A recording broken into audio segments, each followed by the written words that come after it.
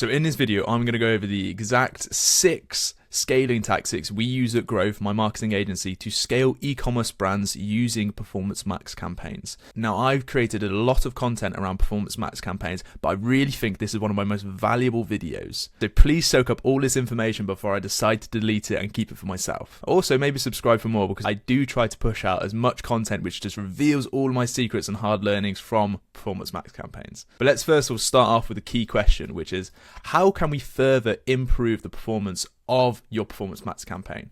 Now, you've made your campaign, but you want to improve it. Okay, you're a media buyer, you're a business owner. You want to further improve your performance so you can increase your ROAS and increase your ROI and make more revenue at cost-effective rates. That's good. That's where we want to be. Now, these are the exact 6 tactics we use to do so.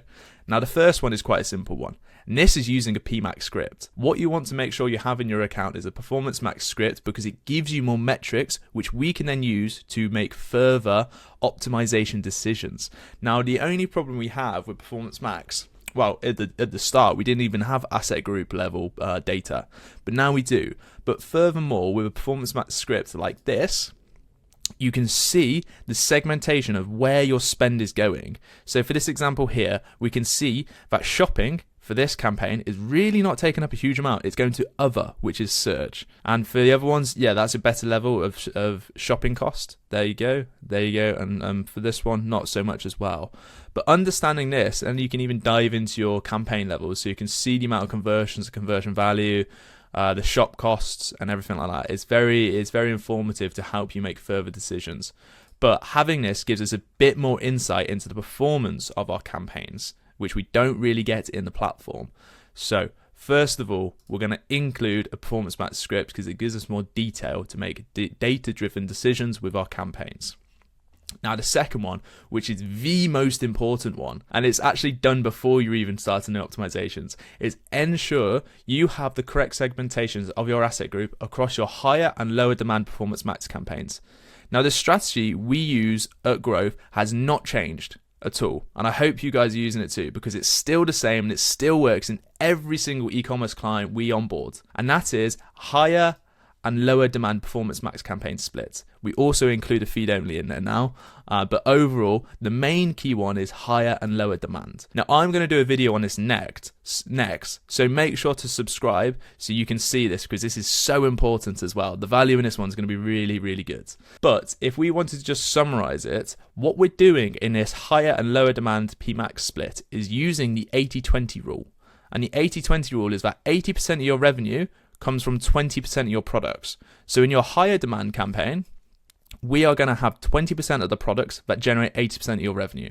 And in the lower demand, we basically just have the rest of your products. And that's because we don't want to miss out anything, but we want to make sure our winners that have the natural high demand are given their own budget, and we can really let them run and scale them differently to our lower demand, because you're typically going to get a higher ROAS in your higher demand and a lower ROAS in your lower demand. That's not always the case though, so if that happens, don't be surprised. On top of that, we don't just segment them by the 80-20 split of product categories, we do a little bit further segmentation, and this is based on the user's search. So you want to understand what your users are actually searching, because you can further segment your asset groups so your ad copy, your search themes, and your images and your videos can reflect that user's search.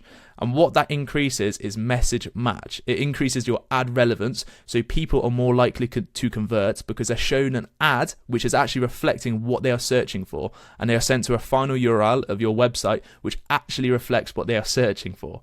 And if you can do that, you have higher ad relevance and they are more likely to convert. Your CTR will be higher and your conversion rate will be higher as a result. This is so important. And in fact, when we onboard a client with Growth, we typically say to them, we will not put out a brand new campaign for a good 2 weeks. I say we aim to do it within 2 weeks because we are making sure we are giving you the best chance of success by really spending a lot of time making sure the segmentation we have for your accounts is the best it can be. Because if you don't get this right, you are going to be chasing your tail and your ROAS potential is going to be a lot lower than it could have been. So make sure to spend the time nailing this and getting it right. Now, this is a dashboard we have from an existing client who we've actually just onboarded. We're in an onboarding process at the moment. And he came to me saying he'd watched my YouTube videos and he had implemented the higher and lower demand and feed only split. Now, when I looked at it, he didn't do it as best as it could be, but he had the split, he had the segmentation there. And as a result of this is all his work. All these green metrics are just from the strategy he implemented. Okay, so that's what I want you guys to do. But also, if you just want to be a client of growth and you want us to do the hard work, then there's a link in the description where you can sign up and we can arrange a call to do so. But furthermore, let's have a look at what this actual strategy consists of, because it's so important. Now, this is what we have. We have a high demand, we have a lower demand, and we have a feed only. Now, typically, what you probably would have started with your higher and lower demand would be asset groups like this, just very broad, very product category specific. But what we find out that is very integral to the user search through a lot of keyword research is that sizes are really important to the user search. So what we had down here was just an asset group for mattresses. We are using this in the feed only because we want to keep it more broad. But initially we were just going to start with mattresses here. But what we found out is that the size difference of the mattresses, the size variance, is very, very important to that user search. So we now have an asset group for single mattresses, small double, double, king size, super king, orthopedic, and zip and link. Okay, because we understood these are really important factors or variants in the user search. So we want to reflect that in our asset groups. Now, I'm not going to go over this in too much more detail. I think that was enough to just give you a glimpse of it, but I will be uploading a video in further detail on this, and it is so important to do. So make sure to subscribe so you can watch that one. Now, number 3 and number 4 are just some testings I like to do with asset groups. So what we want to do is test the feed-only asset group approach or a campaign. We typically just do a campaign now. And then you also want to test a catch-all asset group approach, where we're a lot more broad with the ad copy, with the images, and with the products we have in our listing groups. And the reason this is because what we have basically in our account, we have a full asset group, which is full ad copy, full images, full videos. Then we test the feed only, and then we want to test the catch-all, which is a very broad one. And the reason we want to test these 3 variants of asset groups is because every account reacts differently to our foundation strategy we implement. Every account. That's why we love using this as a foundation strategy, but where we go with it is totally different. So we need to make sure we have variables in your account that we're testing to find out which is our winning formula to then scale with that winning formula. So that's why making sure we have a few different variants to test with our asset groups is very important. And these are just 2 things we like to do. When we actually identify one of our winning formulas, one of our winning asset groups, what resonates the best in our accounts, we want to scale this out into its own PMax campaign. And the reason we want to do this is because we want to let this winner run. And when they've got multiple other asset groups, which are kind of taking the budget we're setting on a daily basis and really evening out that ROAS, your ROAS potential becomes lower as a result of that.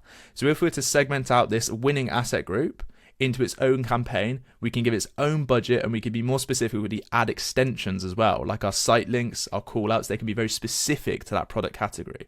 So this is something we like to do. But the caveat to that is that scaling out a winning asset group into its own campaign is a significant change. So you will see a significant dip in performance because you have to go back into learnings as a result of it. You're creating a brand new campaign. Okay, so you want to make sure you time this right and you're doing it for the correct asset groups. But over long term, it is a very effective strategy to use, and it's something we use on all of our clients. But one key thing I'm going to recommend you to do here is when you say scaling out asset groups into their own Performance Max campaign, you're probably thinking you're copy and pasting that and putting that new one into a new campaign. No, that winning asset group into a new campaign. But you want to do it the opposite way around. You want to keep that winning asset group in the existing campaign because that's where all the data is. Okay, so what you actually want to do is scale out the non-winning asset groups into a new campaign, because then they can get new data, they can go through learnings, because our winning campaign, our winning asset group is the one that's going to do the best. So if we keep that in the existing campaign with all that data, it's going to just carry on as normal, and your ROAS will be a lot more higher. The potential for it will be a lot more higher than if you scaled out into a brand new campaign. One to remember for sure. Okay, so that's number 5. And then what I'm going to go on to is just some bonus answers. This is in number 6.